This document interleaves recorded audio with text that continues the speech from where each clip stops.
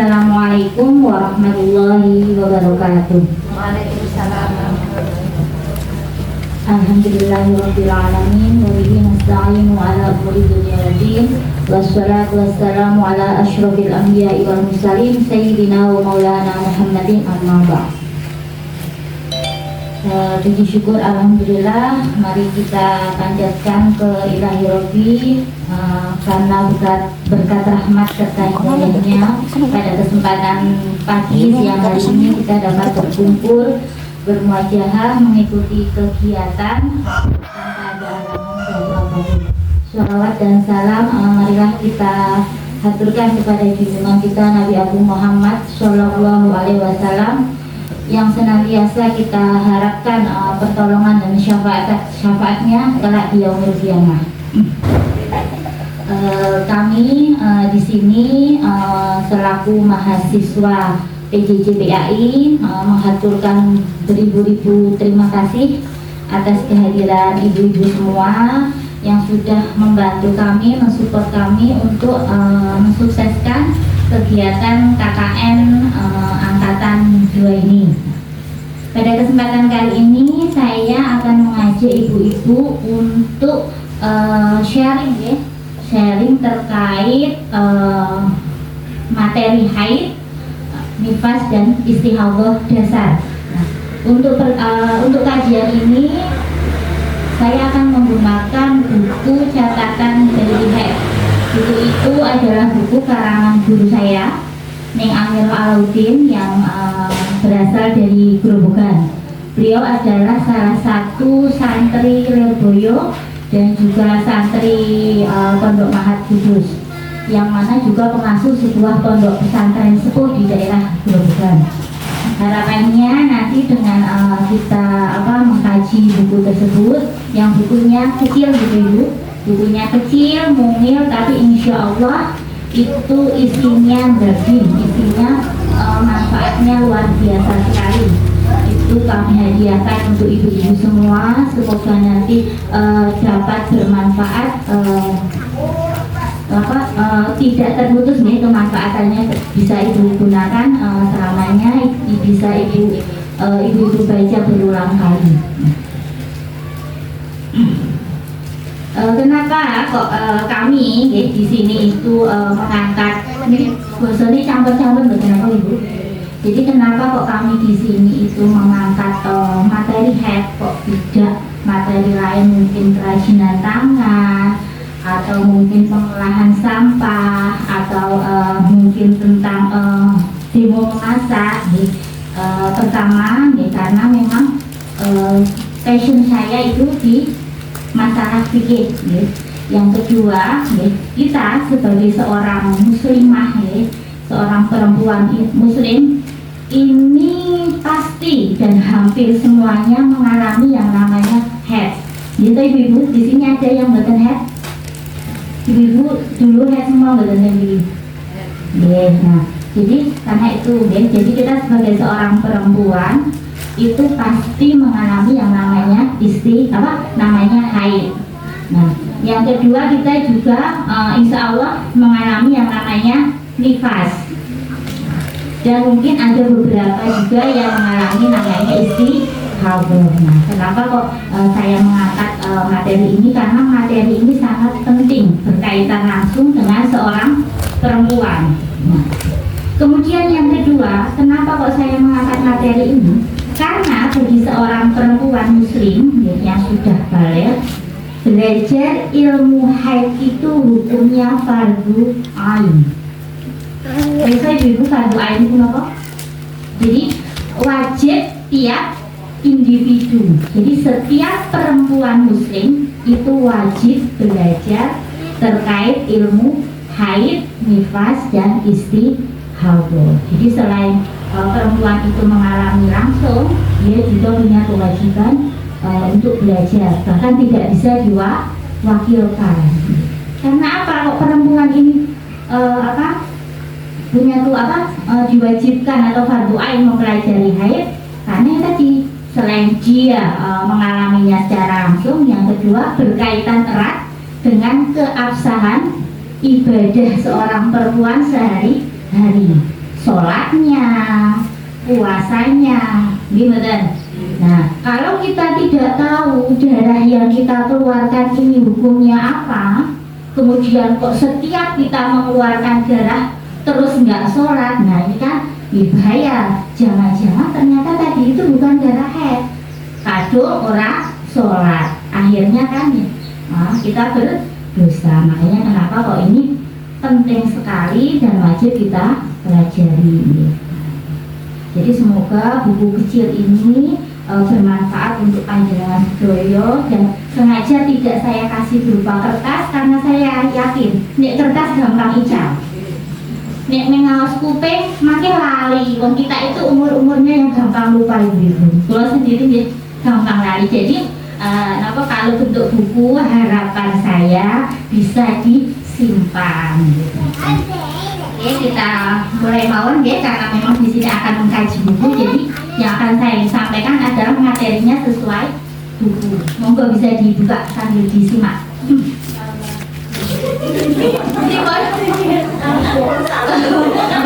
Nggak apa-apa. Jadi ini ibu, observasi tadi itu hanya sebagai untuk mengukur pemahaman kita semua itu terkait haid itu sejauh mana.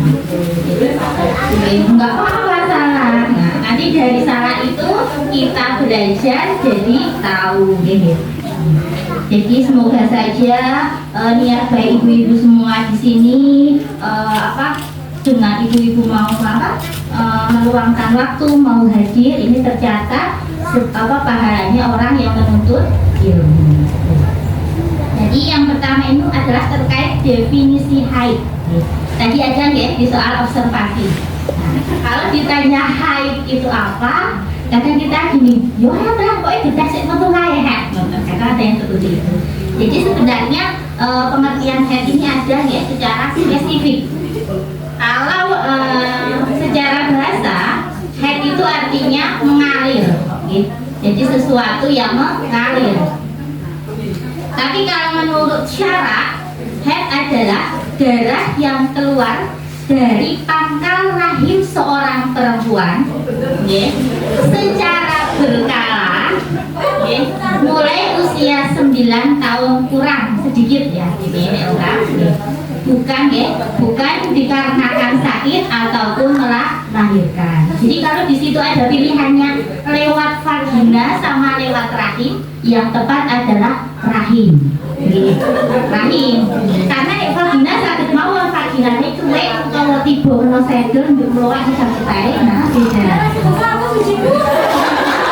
Nah seperti itu jadi darah yang keluar dari pangkal rahim seorang perempuan, ini ada spesifik secara berkala, bukan dikarenakan sakit ataupun melahirkan. Jadi keluarnya memang alamiah, sudah jadi kodrat seorang perempuan, bukan karena dia sakit dalam artian mungkin jatuh kemudian luka atau kecelakaan kemudian luka, bukan. Atau juga bukan darah yang keluar karena melahirkan, karena nanti hukumnya berbeda. Itu secara pengertian ya. Nah, kalau ditanya darah yang dikeluarkan itu bisa dihukumi haid itu ada kriterianya atau tidak, ada ciri-cirinya atau tidak, ada ibu-ibu. Jadi nggak semua darah yang dikeluarkan perempuan itu bisa dihukumi haid, betul. Jadi darah itu bisa dihukumi haid jika memenuhi syarat. Yang pertama, ada minimal sehari semalam. Jadi keluarnya darah itu paling sedikit sehari semalam atau 24 jam jika darahnya terputus-putus dalam kurun waktu 15 hari. Jadi kan onten ya, sing medal darah itu terus-terusan. Onten sing modelnya mungkin ngeplek-ngeplek. Hari ini keluar, besok boten. Hari besoknya lagi keluar, besoknya lagi boten. Nah seperti itu, apalagi perempuan-perempuannya sudah menggunakan KB. Ini biasanya haidnya akan berbeda dengan remaja-remaja yang masih produktif. Nah, jadi darahnya nggak asal keluar, misalnya kayak medal darahnya baru setengah hari atau baru 12 jam, setelah itu nggak keluar lagi, maka darahnya dari yang satu dihukumi haid. Jadi minimal ini harus ada sehari semalam atau 24 jam itu tadi. Sedangkan kita sebagai perempuan Indonesia itu umumnya mengalami haid sekitar 6 sampai 7 hari. Ini ibu-ibu yang pinter biasanya bisa 6, 7, 8 gitu ya. Umumnya adalah 6, 7 sampai 8 hari itu rata-rata perempuan Indonesia seperti itu. Oke, jadi meskipun mungkin ada beberapa yang sampai 10 hari, bahkan mungkin ada yang sampai 13 hari, tapi umumnya itu adalah 6 sampai 7 hari. Nah, kemudian ini kalau tadi ada minimal atau paling sedikit, maka juga ada maksimalnya. Kalau tadi minimalnya itu sehari semalam atau 24 jam, maka maksimal darah bisa dihukumi haid itu adalah 15 hari 15 malam, tidak boleh lebih. Ini kurang berapa? Jadi darah yang keluar dari rahim seorang perempuan itu bisa dihukumi haid itu maksimal hanya sampai 15 hari 15 malam, tidak boleh lebih. Bagaimana kalau darahnya kok lebih dari 15 hari? Ini nanti ada hukumnya sendiri, nanti ada pembahasannya sendiri. Nah ini tadi ya. Syarat-syarat haid. Yang pertama nih, darah keluar dari kemaluan perempuan yang mencapai usia minimal haid. Jadi usia berapa sih perempuan itu ketika mengeluarkan darah kok bisa dihukumi haid? Ini juga ada ada patokannya. Jadi enggak asal metu getahe misalnya anak-anak ya kemudian dihukumi haid, tidak. Jadi minimal usia haid seorang perempuan itu adalah 9 tahun kurang 16 hari dalam hitungan tahun Hijriah. Atau kalau PNAE nggih nek Masehi nggih 9 tahun. Jadi kalau putra napa wayah panjenengan itu umurnya sudah 9 tahun atau 9,5 atau 10 tahun kok mengeluarkan darah dan memenuhi syarat haid dalam artian tadi ada sehari semalam, maka sudah bisa dihukumi haid. Tapi kalau umurnya misal baru 8,5 kok dia mengeluarkan darah meskipun banyak sampai berhari-hari tetap belum bisa dihukumi haid. Jadi patokannya adalah umur 9 tahun. Kalau kurang dari 9 tahun berarti bukan haid. Kalau bukan haid berarti dia tetap harus sholat dan lain sebagainya. Kemudian yang kedua, darah yang keluar mencapai 1 hari 1 malam bila keluar terus menerus dan sejumlah 24 jam bila terputus-putus dalam rentang waktu 15 hari. Kita ketua ukur atau rakit. Jadi paling sedikitnya itu adalah harus ada 1 hari 1 malam itu jika terus menerus. Kan ketinggalan biasa nih, misalnya saat ini terus benjang dilihat kok masih ada, itu berarti kan masih terus menerus. Tapi ketika kok sekarang keluar kemudian dicek sudah nggak ada, berarti kan itu ada jeda, ada berhentinya. Padahal biasanya perempuan-perempuan ini setelah menikah kemudian melakukan KB, ini siklus haidnya agak berubah. Gitu. Jadi, mungkin ada yang terputus-putus gitu. Terputus-putus bukan apa-apa, yang penting tidak melebihi masa 15 hari.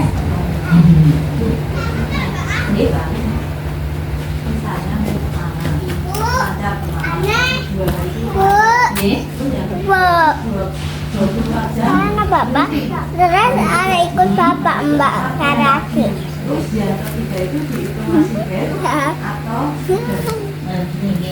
Jadi gini Bu, ini sama ya, kan apa itu darah itu kalau keluarnya terus menerus kita kena gitu nih. Oleh angger getah itu maka hukum haid berlaku. Tapi ketika darahnya terputus-putus, ini makanya kenapa jenengan perlu mencatat. Nah ini di buku di bagian belakang ini ada tempat mencatatnya itu. Jadi kenapa perlu mencatat? Ini karena gini, kalau kasusnya terputus-putus, ini kan kita perlu menghitung. Semisal nih hari ini keluar tanggal 1-2 keluar biasa terus. kemudian tanggal 3 nggak keluar sama sekali, kemudian misalnya seperti itu ya, terus tanggal 4 keluar lagi, tanggal 5 berhenti. Nah, ketika darah terputus-putus seperti itu, maka ketika darah keluar hukum haid berlaku, ketika darah berhenti hukum suci berlaku. Maksudnya jadi ketika jenengan kok keluar darah itu, maka jenengan harus meninggalkan sholat, puasa dan sebagainya, karena berarti jenengan lagi haid.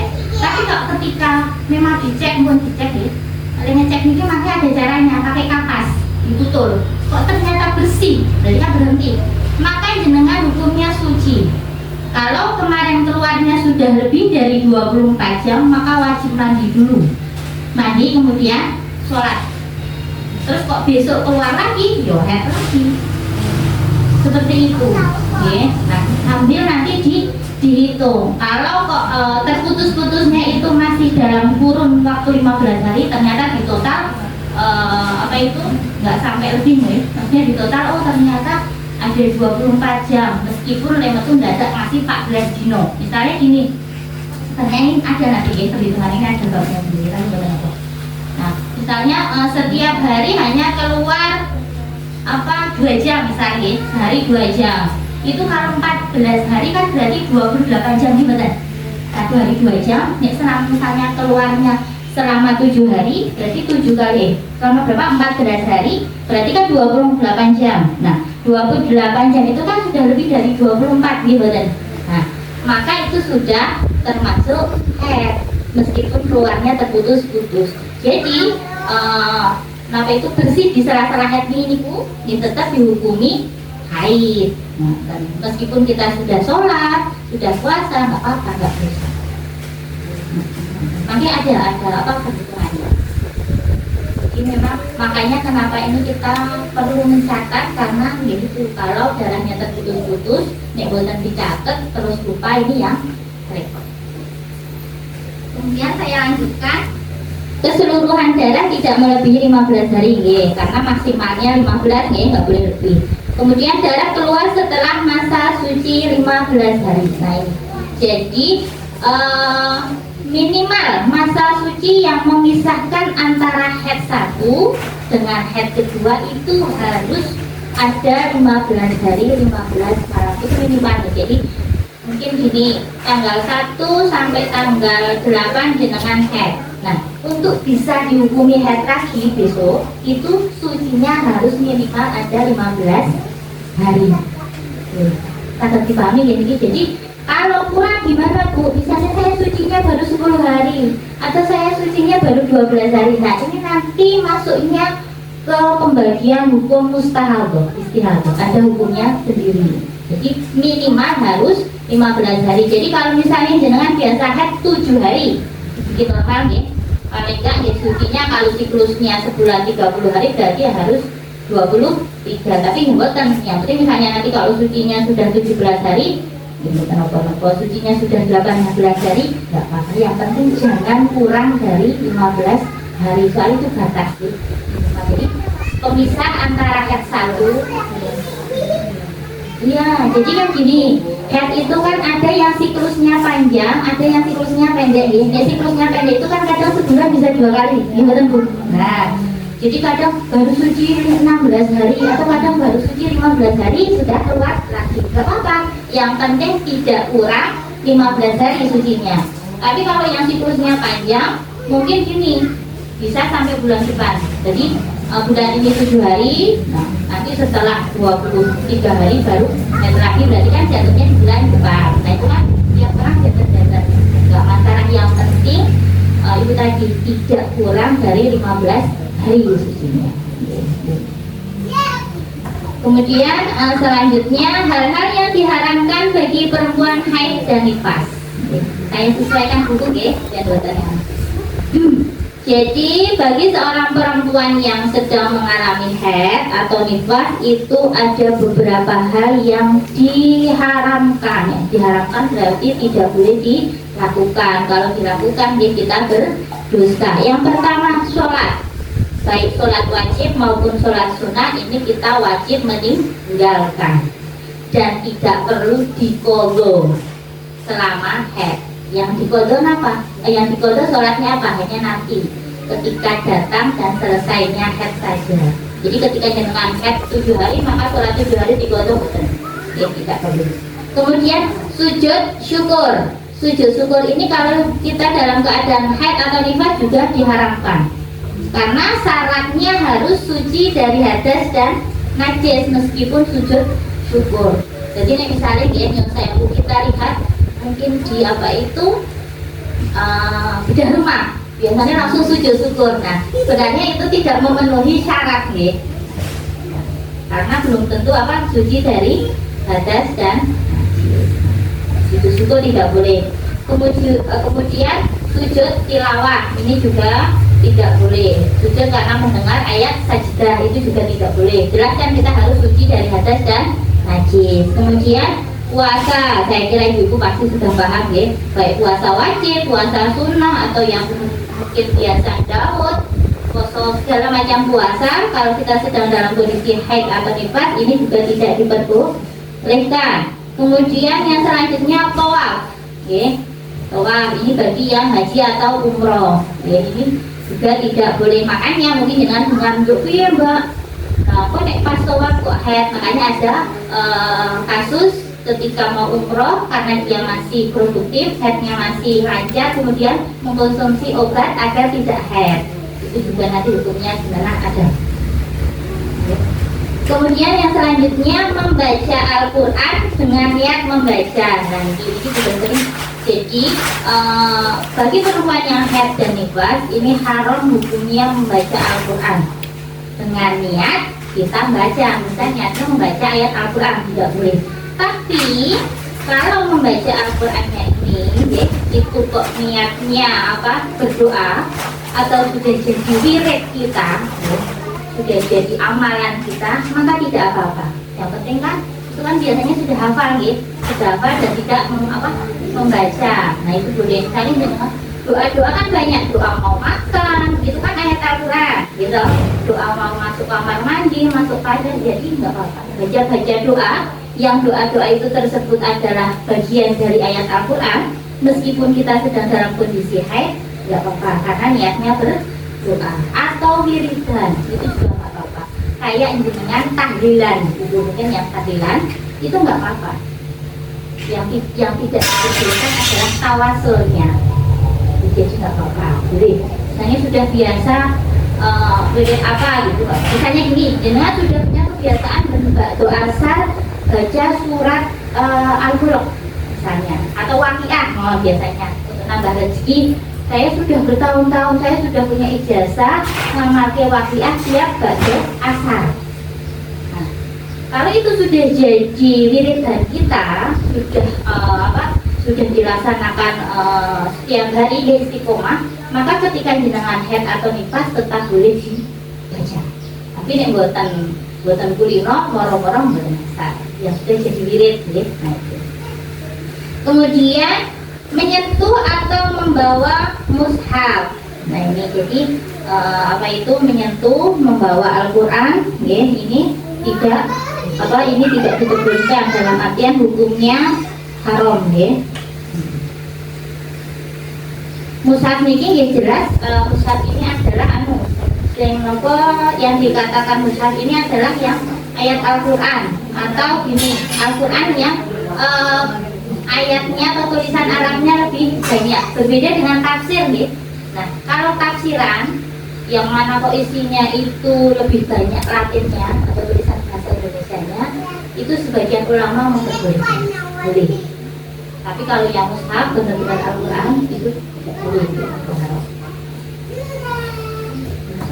Kemudian yang selanjutnya adalah menyentuh lewat di masjid jika khawatir darah menetes. Nah, terkait larangan perempuan haid atau nifas itu lewat dan berdiam di masjid ini sebenarnya pembagiannya ada 3. Jadi yang pertama, jika kok namung lewat, di dalam artian lewat itu masuk pintu kanan, keluar pintu kiri yang lewat sedelok, niku kok dia yakin nggak akan netes, nggak akan mengotori masjid, nggak apa-apa, boleh. Terus yang kedua berdiam diri. Jadi nggih melakukan majelis taklim atau kegiatan sing apa kemudian atau misalnya wiridan yang di masjid berdiam diri, nah itu tidak boleh, itu yang diharamkan. Jadi pokok nunggu setengah jam atau berapa jam atau 1 jam keluar wiridan atau mengikuti kajian di masjid kalau misalnya sedang haid, ini tidak boleh, tidak boleh. Atau yang ketiga ini sekedar kok sekedar. Yang ketiga adalah wirawiri bahasani. Wirawiri itu masuk dari pintu kanan ke dalam, keluar lagi dari pintu kanan. Kan dibayang kira, jadi yang lima tadi masuk pintu. Saya masuk pintu sebelah kilen, keluar pintu sebelah wetan. Itu kan yang lewat, itu nggak apa-apa, boleh. Tapi kalau wirawiri maksudnya masuk pintu sebelah kilen, berbut, balik meneh, lewat sebelah kilen meneh, itu tidak boleh, itu haram. Itu hukumnya sama dengan berdiam diri. Karena dibilangnya di dalam itu yang diharamkan. Jadi kalau misalnya ini apa ada kajian atau ada pengajian di masjid dan kondisi kita sedang haid, ini sebenarnya dilarang ya di dalam masjid itu, ada baiknya di luar. Kemudian, nah ini berdiam diri di masjid sudah masuk. Yang selanjutnya adalah perempuan yang sedang haid atau nifas haram dicerai. Nah, haram dipegat atau haram ditalak. Jadi, biasanya kan kita seringnya nek mentong ora oleh dipegat. Padahal nggak apa-apa Bu. Nek hamil dicerai itu nggak apa-apa. Nek kok pegel nek mentong kok dipegat. Allah betul-betul itu anakku ngoten ya, enten. Nah,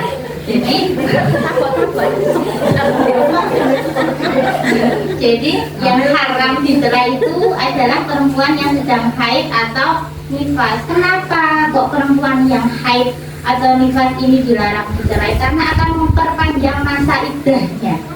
Jadi perempuan yang dicerai itu nanti toh ketika mau menikah lagi atau menjalin hubungan dengan laki-laki lain, mau PDKT sembarang, bahasa pacaran, itu harus sudah menyelesaikan masa iddahnya terlebih dahulu. Betul saya bahkan sudah pacarannya bermasa, gitu.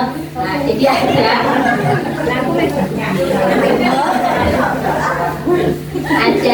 masa iddahnya. Ini masa iddahnya macam-macam deh. Jadi kalau jadi misalnya dia posisi apa masa iddahnya perempuan yang masih haid itu kan 3 kali suci ibu. Jadi nih perempuan yang masih haidnya lancar mungkin kayak Mbak Intan, Mbak Ita itu yang masih lancar, Mbak Gendut itu kan haidnya masih lancar itu. Tahu dibilang ya kalau sampai terjadi perceraian itu iddahnya adalah 3 kali suci. Nah kalau kok posisinya dicerai itu sedang haid, nah ini kan akan memperpanjang. Hitungannya kan mulainya nanti haid depannya. Nah jadi harus suci, nunggu suci dulu 1, 2, 3 kan memperpanjang, makanya itu tidak diperbolehkan. Jadi apa itu haid yang ketika dicerai itu tidak masuk hitungan. Nah, hitungannya adalah setelah suci, makanya tidak diperbolehkan. Apa hukumnya haram. Kemudian bersetubuh jelas ibu-ibu sak kepingin bapak nih sehat tanda palang dilarang Pak, nggak boleh deh. Ada yang penting ya pun nanti empon suci kok empon buatan mesgarai pun sih memang Agus itu adem. Nah bapak nih selak kepingin dia tetap buatan asal.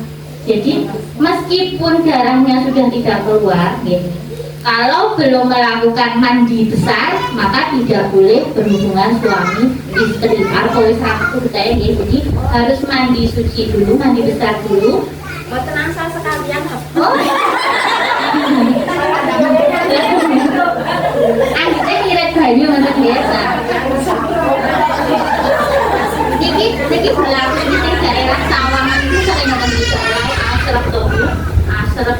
Halo Bu, mbok sisan wong Pak Yo wis serang metu gede. Awang hukum syari kok dinyang. Ayo nek arek nang dosane di monggo lah yang ngoten niku to. Penunda mandi itu ya pripun? Dalem pripun? Penunda mandi. Oh, terkait menunda-nunda mandi selagi tidak melewati waktu sholat boten. Jadi misalnya gini, jenengan sucinya jam 8 tadi pagi. Gitu. Terus aku sih lah ngerampung ke gawean sih, rampung ke gawean sih, arek munggah sih, masak sih, atak-atak sih, gosok-gosok sih. Gak apa-apa, mandinya nanti ketika mau sholat zuhur. Yang penting boten tinggal sholat. Boleh seperti itu, boleh. Misalnya sucinya malam dilarang deh. Baju sarip yang biasa cuci muka, pipi, sikat gigi. Kok selamat tuh aku tak tutul bawa kelas. Tak tutul pakai kapas, dinunut-nunut, oh wis resik. Berarti kan suci ya. Nah, tapi kok yang mele masuk jam 10 bengi aku adus sesuk cok ya aku bilang. Akhirnya mandinya besok menjelang subuh boleh. Yang penting tidak gini, maaf itu kan waktu isya nggih. Berarti jenengan mandinya boleh malam sebelum isyanya habis. Karena punya kewajiban sholat isya. Ya seperti itu nggak apa-apa. Jadi menunda selagi tidak sampai meninggalkan waktu sholat. Kemudian ini, nah selanjutnya bersuci, mandi atau wudhu dengan niat ibadah. Nah ini ibu. Jadi ketika kita dalam kondisi haid atau nifas, ini tidak diperbolehkan, bahkan hukumnya haram wudhu. Nah, kalau kebiasaan nih, habis mandi itu refleks wudhu, nggak boleh. Kenapa kok nggak boleh? Nah, kita kan gini loh, kita kan sedang dalam kondisi hadas besar, gitu kan? Haid sama nifas itu kan hadas besar. Nah, sedangkan wudhu niatnya apa? Nawaitul wudhu'ah li rafa'il hadasil asghari. Niatnya untuk menghilangkan hadas kecil. Yo pikir-pikir yo aneh. Wong dia hadas besar kok niat ngilangi hadas cilik. Arek kasih lempah wudhu harus sik tepan dereng mandek. Kan hal seperti itu sama saja kita mempermainkan ibadah. Jadi kalau jenengan posisinya sedang haid atau nifas, maka mboten sah wudhu. Misalnya pun biasa ibu, ya biasa, tapi jangan diniatkan untuk menghilangkan hadas kecil. Jangan diniati untuk menghilangkan hadas kecil, kalau niati saum. Ada mau seorang soalnya seperti itu, karena apa? Nah itu untuk yang wudhu. Yang kedua ini terkait kan di sini bersuci, mandi atau wudhu dengan niat ibadah. Jadi kan niatnya apa tadi? Nah niatnya kan menghilangkan hadas kecil biar bisa sholat, biar bisa membaca Al-Quran gitu. Nah itu tidak boleh. Jadi nek kula pun kulino gitu, orang tok cuma gerakannya, kalau tidak diniati tidak apa. Tapi diniati tidak boleh. Nah yang kedua terkait mandi, ini gini dulu. Mandi biasanya misalnya gini, jenengan setelah melahirkan, dan langsung bayangkan itu. Nah itu kan kita punya kewajiban mandi wiladah gimana? Mandi karena melahirkan. Nah tapi biasanya setelah melahirkan kita suka langsung keluar darahnya, langsung keluar nifasnya, gitu toh? Nah ini gimana maksudnya? Nah apa ini? Bersuci ini kita nggak boleh kok dalam kondisi mengeluarkan darah nifas mandi wiladah itu nggak boleh. Terus mandinya kapan? Nanti di level kalian ketika suci dari nifas. Jadi misalnya kalau ada kasus ketika hamil head, dia ngasih suci, terus susu kontraksi, terus melahirkan, nah, terus berarti punya kewajiban mandi wiladah. Kemudian nifas, nah punya kewajiban mandi nifas. Ini nanti mandinya jadi satu. Setelah selesai nifas, jadi niatnya mandi tadi, dia mandi head, mandi wiladah, mandi suci dari nifas. Jadi nggak boleh kita dalam kondisi nifas niat mandi wiladah itu nggak boleh. Sama seperti ini, kita kondisi hadas besar kok niat ngilangi hadas besar, ini nggak boleh. Jadi mandinya besok hari ini boleh bu, di rapel boleh, di rapel. Mandinya besok bisa, bukan nopo-nopo, memang harus seperti itu. Tapi nyata dengan nih, waktu biar itu biasanya kayak berlahiran kan mandi, tapi betul saja niati mandi di wiladah. Maksudnya diwarik mandi, tetap mandi, cuma jangan diniati mandi di Wiladar. Ini mandi Wiladarnya itu nanti sekalian pas nifas ya, mandi nifas. Niatnya pripun cocok? Nawa itu husulali rohil hadasil akbari minal haidi wal wiladati wal nifasi kan buatan. Jadi niat mandi besar gitu saja gitu. Nggak harus di tarik itu ya.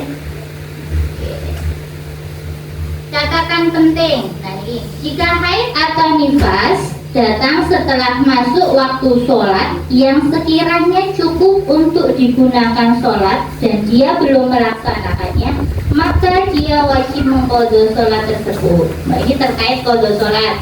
Jadi misalnya gini Bu, zuhur, masuk waktu zuhur jam 12, kemudian jam 12.10 menit itu jenengan teng kamar mandi, ternyata keluar darah. Nah, waktu 10 menit itu kan cukup nih untuk kita bersuci, untuk sholat cukup nih. Nah maka ini kalau jenengan belum sholat, besok ketika suci dari haid, zuhurnya harus di qadha. Tapi misalnya ini zuhurnya jam 12, terus kemudian jenengan keluar darahnya jam 12 lebih misalnya 5 menit atau 3 menit, 3 menit. 3 sampai 5 menit ini nih kira-kira jenengan untuk cuci sholat cukup betul? Nek boten cukup, nah itu berarti jenengan tidak perlu mengqadha waktu ini cepat. Jadi misalnya waktu zuhur jam 12 ya, jam 12.00 zuhur, atau barangkali adzan jenengan betul-betul. Nah maka itu jenengan tidak punya qadha sholat. Tapi kalau waktunya sudah cukup, misalnya jam 12 lebih 10 menit atau 12 lebih 15 menit, itu kan untuk kita wudhu, untuk kita sholat sudah cukup ya. Nah kalau jenengan belum sholat, maka harus diqadha.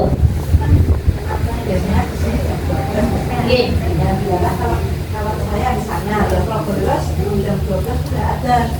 Nah saya ikutnya ya sebenarnya langsung. Nah, Hitungannya itu tadi yang 3 menit terkait nomor terkait ini harus sesuai sesuai waktu sholat tuh. Jadi nggak boleh gini, kadang kan masjid adanya bukan on time, gimana duhur jam rolas, kali adzan jam 12:30. Nah, gitu kan yang on time itu nggak tetap qadha, nah jelas setengah jam sudah lebih dari waktu masuk sholat. Maksud saya gini, waktu duhur jam 12, kok kemudian jam 12 lebih 5 menit jangan keluar darah. Nah, waktu 5 menit itu kan kalau kita untuk wudhu, istinja, wudhu sholat kan bukan cukup. Nah, maka itu jangan nggak punya qadha sholat duhur. Tapi kalau lebihnya dari masuknya waktu sholat itu 10 menit, saya kira 10 menit itu nih saya pribadi pun cukup ya. Dipikir wudhu sholat, nah bahkan jangan besok wajib kok qadha. Sampai dipahami? Nah, ini untuk yang satu. Kemudian yang kedua, jika haid atau nifas berhenti dalam waktu sholat yang minimal cukup digunakan untuk takbiratul ihram, maka sholat tersebut, nah ini wajib dilakukan atau diqadha beserta sholat yang bisa dijamak sebelumnya. Ini sama. Jadi ini terkait berhenti. Kalau tadi datangnya haid, sekarang terkait berhentinya haid. Misalnya gini, jenengan berhentinya haid niku asar kurang 5 menit. 5 menit dijesui. Asar kurang 10 detik buat. Asar kurang 10 detik. Jenengan suci. Itu kan masih dalam waktu, masih waktu 2 tadi. Nah, waktu 10 detik ini kan nih untuk takbiratul ihram saged toh. Ya Allah, akbar itu saged 10 detik. Nah, maka nanti meskipun jenengan mandi kan gini, bayangannya saya ulangi, jenengan asar kurang 10 detik suci dari haid, gitu, suci dari haid. Kemudian nek ajeng mandi, kita kan mandinya suwi ya, pinter minimal 15 menit misalnya. Nah itu kan otomatis ketika kita mandi sudah masuk waktu asar, gimana? Ya, duhurnya sebentar. Tapi waktu 10 menit tadi itu kan kalau kita untuk takbiratul ihram kan saged. Maka nanti sholat duhurnya harus diqadha. Meskipun Wonten iku. Jadi dihitung berhentinya kan ketika kita terakhir melihat darah. Iya. Muat. Nanti diwajah-wajah. Ya makanya itu kenapa perlu dicatat seperti itu. Kemudian saat keluar darah dalam waktu yang mungkin haid, seorang perempuan harus menjauhi hal-hal yang haram dilakukan bagi perempuan haid meski darah yang keluar belum mencapai 24 jam. Apabila darah berhenti sebelum mencapai 24 jam, maka dia dianggap suci sehingga wajib sholat juga puasa, namun tidak perlu mandi, cukup dengan istinja saja karena darah tersebut belum dihukumi darah haid. Nah ini terkait di tadi sempat pulau sepil. Jadi gini, prinsipnya seperti ini. Ketika darah keluar maka hukum haid berlaku. Ketika darah berhenti maka hukum suci berlaku. Mohon itu yang tadi Pak Doan. Nah prakteknya itu karena kita kan sering ada beberapa orang yang haidnya terputus-putus lalu. Jadi mungkin hari ini keluar, besok boten. Jadi ndau sekino metu, sekino ora. Atau mungkin ada yang nek awan orang metu, nek bengi metu. Sampai pernah ada yang apa itu curhat. Kula disenani bojone Mbak, tapi kok nek esuk bareng nek bengi metu tae. Lanjut kapan Bu? Nah, wis keluar dari yang tadi gue minta. Ini misalnya kok kasus headnya terputus-putus, ini nanti hitungannya gini Bu. Jadi kalau darahnya itu sudah mencapai 24 jam, kemudian baru berhenti, ya, baru terputus, maka ketika jenengan mau sholat wajib mandi. Misalnya 2 hari keluar, terus di hari keempat berhenti, ya, maka itu ketika mau sholat harus mandi wajib dulu. Tapi nek berhentinya kok belum ada 24 jam misal, baru keluar darah 20 jam, terus mandek, berhenti, dilarang orang tentu. Misalnya berhentinya sampai 2 waktu sholat, nah itu memang nggak perlu mandi, cukup istinja, wudu, sholat. Terus nek besok keluar darah lagi, ya hukum haid berlaku lagi seperti itu. Sampai nanti dihitung.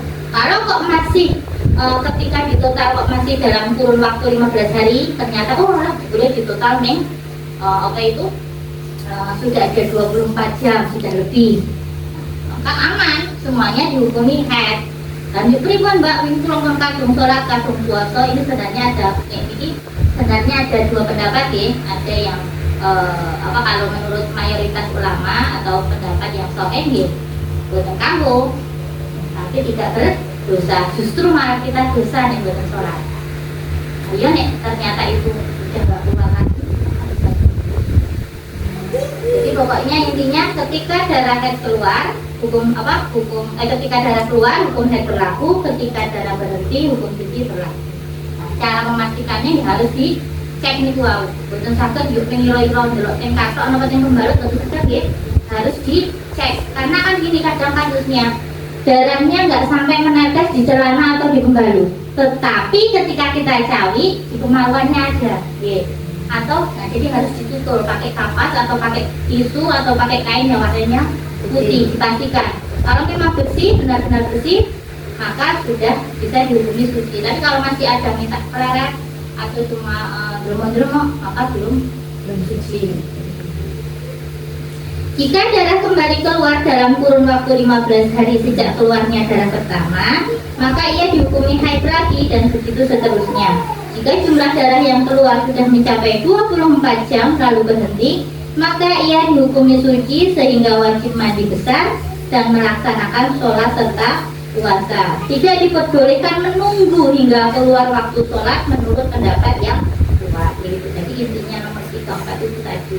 Pokoknya kalau darahnya berhenti dan ternyata belum ada 24 jam, dihukum dengan langsung istinja, wudu, sholat. Nanti kok keluar lagi, ya sholat meneh. Itu yang kasusnya terputus-putus itu memang yuk ribet toh. Lalu Mbak ribet temen, sholat, mbak sesuk sisa. Nah ini nih kalau ada yang ngeliat sesuk sisa, ini sebenarnya ada pengecualian gitu.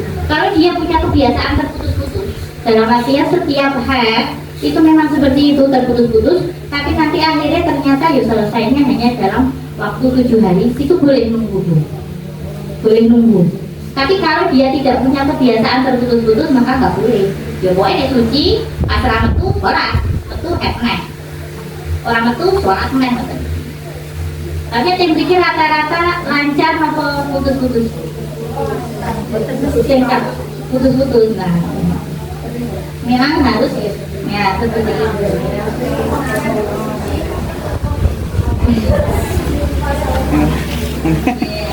Orang badan kitab nih. Lalu apa dong kayak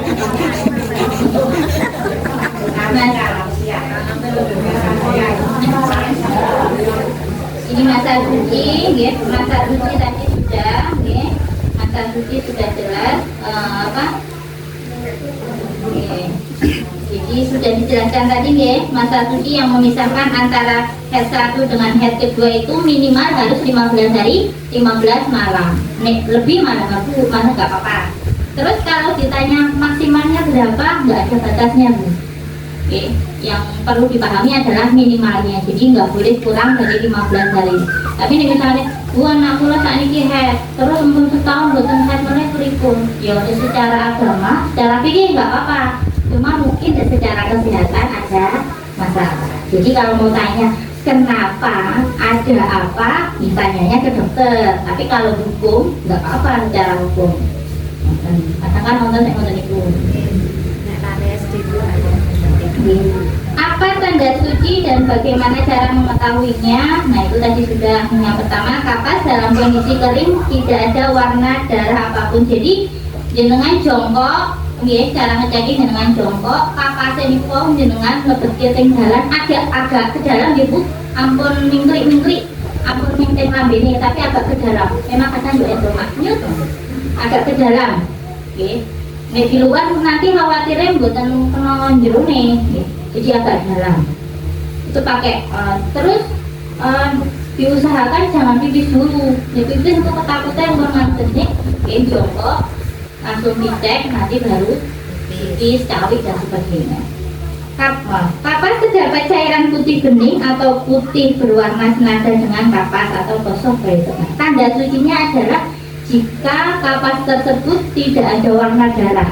Semisal ada cairan itu nggih putih bening kados umbel pilek encer tiga. Nah, itu. Kalau warnanya masih kuning, masih keruh, maka belum suci gitu. Belum suci ya. Warnanya kok masih agak kuning, agak keruh, itu belum suci. Harus bersih, benar-benar bersih kapasnya. Semisal kok ada cairannya itu tadi bening kayak umbel nih awake dhewe. Yang itu tumong-tumong ini kok nggih, berdir putih bening, nah itu sudah bisa dihukumi suci. Nah ini caranya sudah. Kemudian ini kapan kita mengecek berhentinya darah? Nah, mengecek darah ini kapan?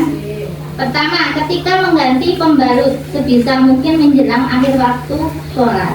Nah ini awalnya diwelehat tasnya terus nggih mboten sabu anu ketok kokoh kae malah rasa cicak.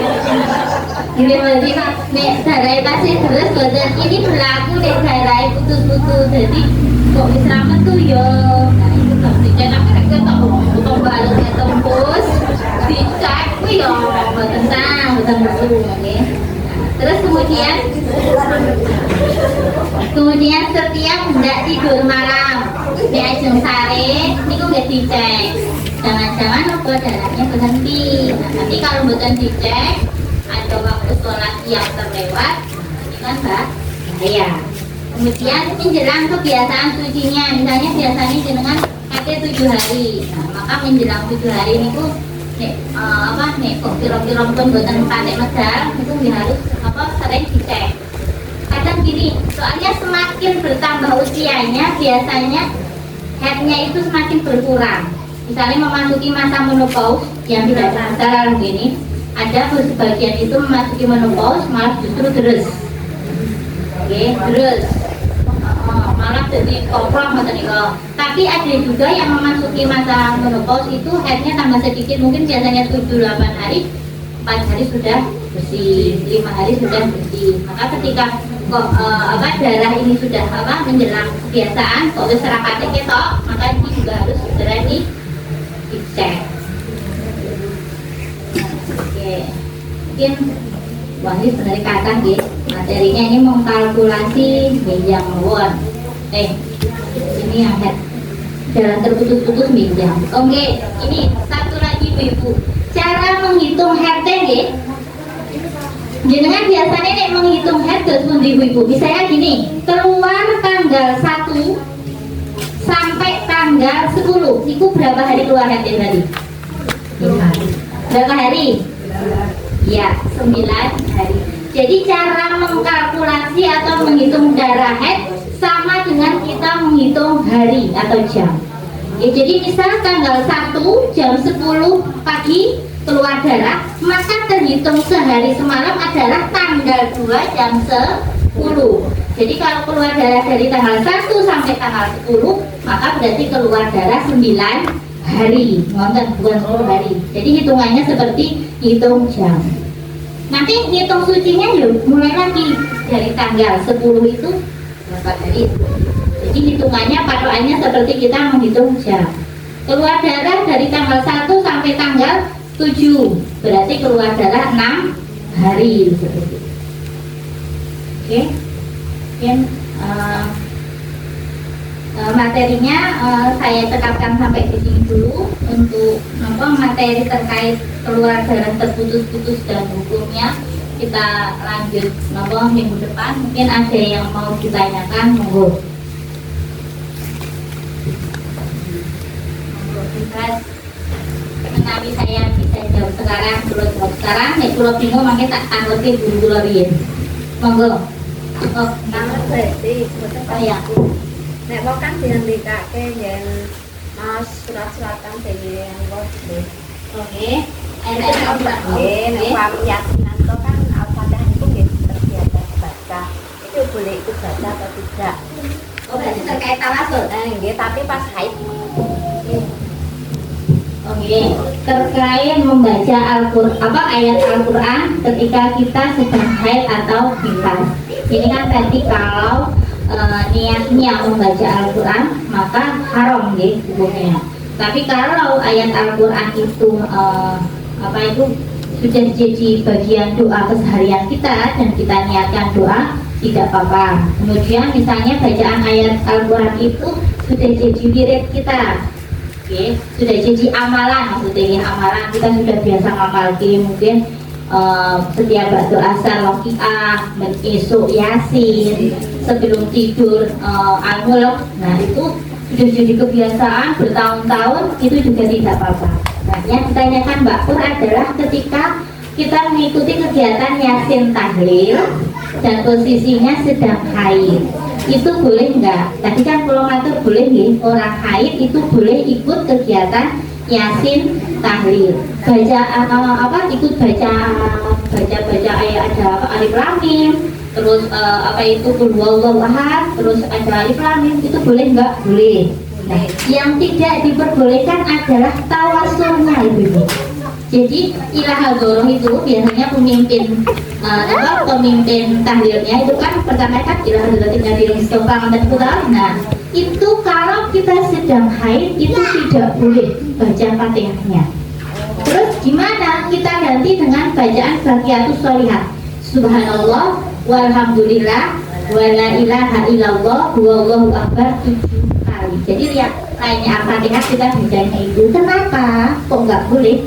Karena tawasul ini kita tidak bisa niatkan bukan membaca Al-Fatihah ayat Al-Quran. Ini menurut ulama karim ya, menurut ulama karim itu nggak bisa kita niatkan sebagai wirid, nggak boleh, sebagai bagian doa keseharian juga tidak boleh. Tapi memang yang dibaca itu Al-Fatihahnya adalah Al-Fatihah Al-Quran karena untuk mengirim itu tadi guru dan sebagainya ya.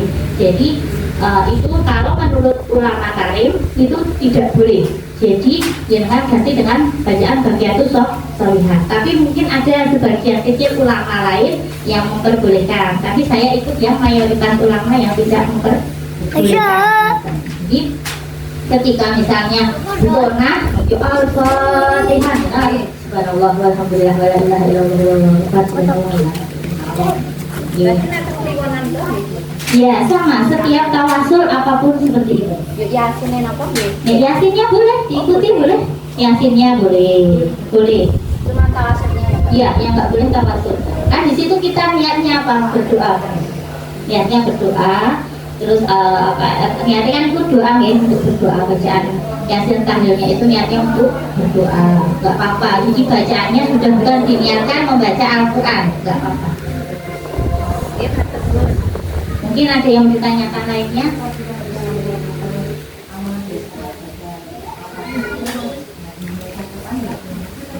Oh, misalnya punya kebiasaan ngirim anaknya baca sholat sampai Islam. Kalau yang kurang pahami ya, ini karena itu sama saja terkait tawasul ya. Tawasul ini kan inti dari sebuah mujahadah atau inti dari sebuah riyadhah itu adalah tawasulnya. Karena kan kita niatnya nyambung dengan yang memberi itu tadi kan ke Nabi, biar sampai ke Nabi itu sangatnya kan biar sampai ke Nabi. Jadi di situ nggak bisa diniatkan bukan selain membaca Al-Quran, maka tetap harus diganti dengan bacaan Baqiyatus Shalihin tadi. Ya. Tapi nih misalnya dengan punya pendapat di karena ini banyak ya, kita itu banyak ulama, banyak pendapat. Ini nggak apa-apa, janjiannya nggak usah kita selisihkan karena apa? Perbedaan pendapat itu sebenarnya sebuah kemudahan bagi kita. Contohnya gimana? Contohnya gini ya, jadi kalau kasih contoh di luar teks. Niat puasa Ramadan. Nah, kalau kita ikut mazhab Syafi'i itu wajib tiap malam harus niat. Kita nggak niat, puasanya bener sah itu. Kita lupa nggak niat, kita puasanya nggak sah. Konsekuensinya ya besok ngodo. Padahal kita nggak boleh makan, harus ngeker, harus menahan. Nah, tapi karena kita itu sebagai manusia sifatnya lupa, ya, maka kita tarik ke mazhab Maliki yang memperbolehkan merapel niat-niat di malam pertama bulan Ramadan. Jadi diniati puasa sebulan penuh dengan dengan harapan kalau suatu waktu entah di malam keberapa kita lupa karena ketiduran atau hal sebagainya, maka puasa kita tetap sah. Itu jadi nggak apa-apa. Kayak umroh sama haji umroh itu itu bersentuhan dengan lawan jenis, jelas membatalkan wudhu gitu. Itu ikut mazhab Syafi'i membatalkan wudhu. Tapi nek kita pakai waktu umroh, waktu haji, hayati yang leren wudhu bu, rasido ibadah kan tidak tawaf makin mesti senggol-senggolan. Nah, makanya itu kenapa kadang kita pakai pendapat ulama.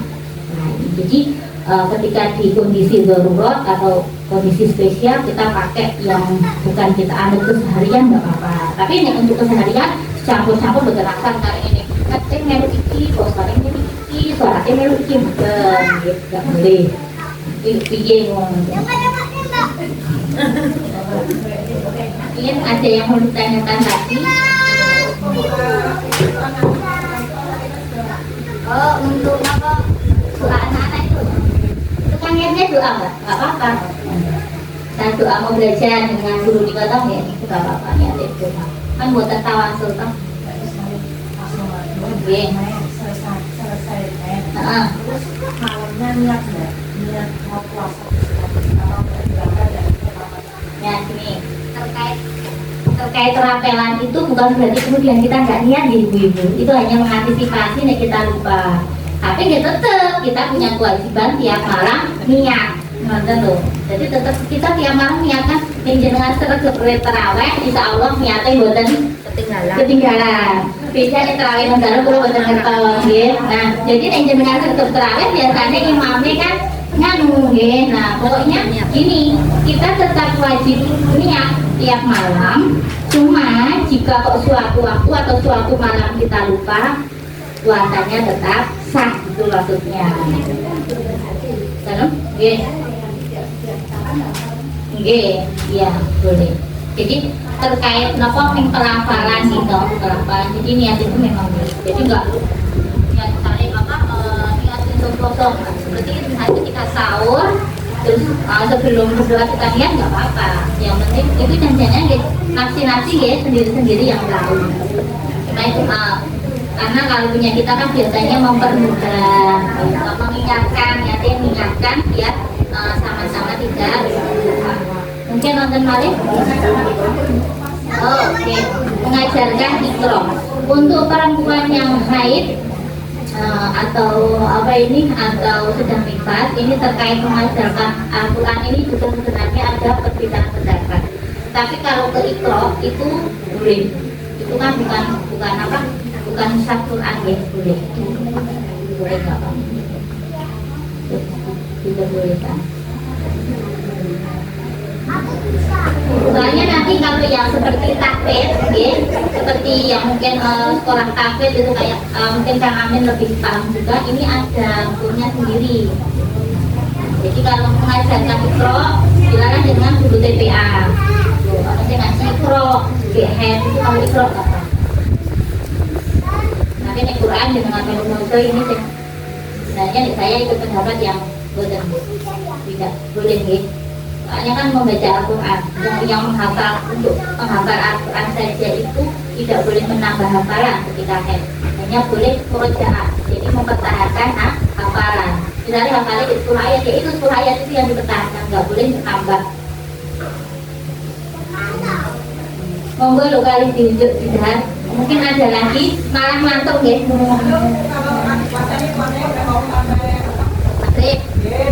Suci, gimana? Ini ada pertanyaan ya. Sedang bulan Ramadan, puasa dilalah ibu-ibu, maghribnya kurang 10 menit darahnya keluar. Rasanya betul betul. Kurang gejat, wis pati ono bengi sahur, mergo keturun, malah kaget ya napa? Maghrib kurang 10 menit wis head. Nah, ini sebenarnya gini Bu Ibu.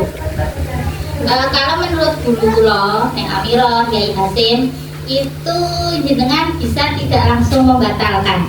Dengan konsekuensi gini, semisal kok darahnya nanti keluar itu tidak sampai 24 jam, maka puasanya sah. Tapi kalau ternyata darahnya keluarnya lebih dari 24 jam, ya batal. Tinggal di kodo. Tapi biasanya, tapi di anak-anak, kadang di anak-anak itu malah buatan maksud gurih. Belum jadi biasa.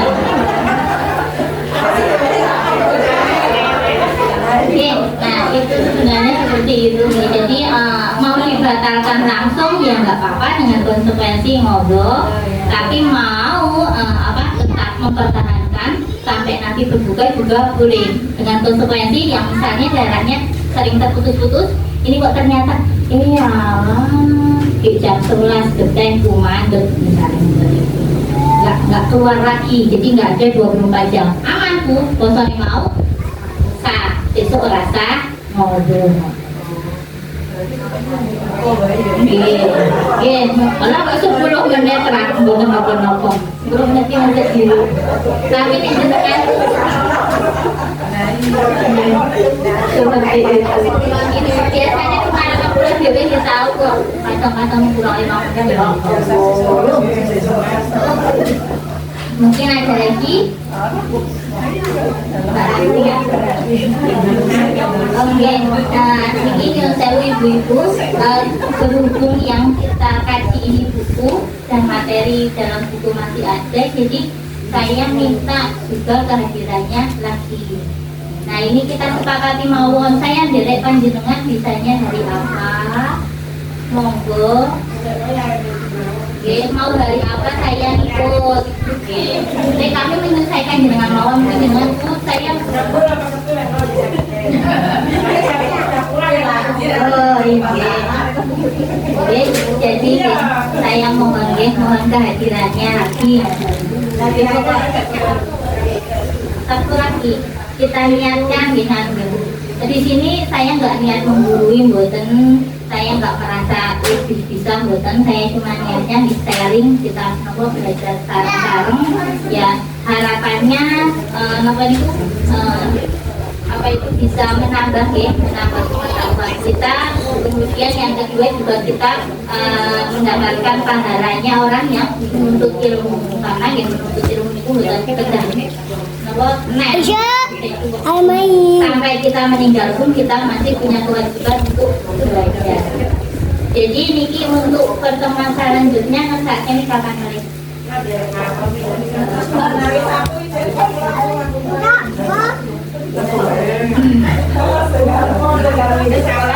Pokok nggih.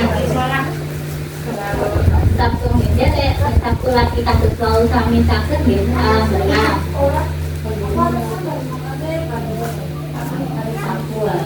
Sabtu pagi malih. Mawon. Nggih, paling boten iki nanti.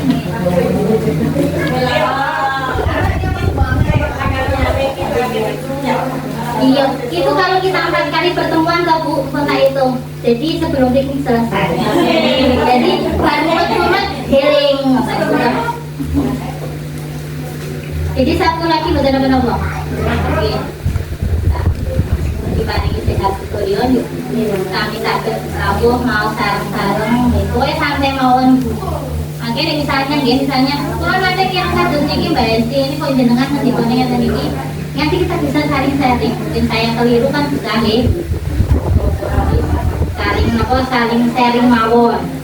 Karena niku biasanya nek makin niki yang rumit adalah ketika masuk masalah darah terputus-putus atau istihadah. Iki kudu pakai papan tulis.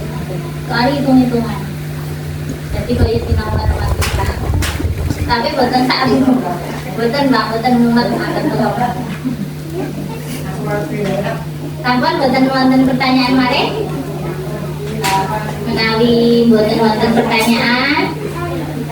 Apa Dita? Ada yang ditanyakan? Ya, kalau tesnya itu paling nanti misalnya perlu di akhir. Yang boten ditekan itu saja. Yang penting kan dengan pertemuan hari ini kan ada sesuatu yang tadinya nggak tahu jadi tahu gitu. Jadi untuk materi hari ini mungkin saya cukupkan sampai di sini dahulu.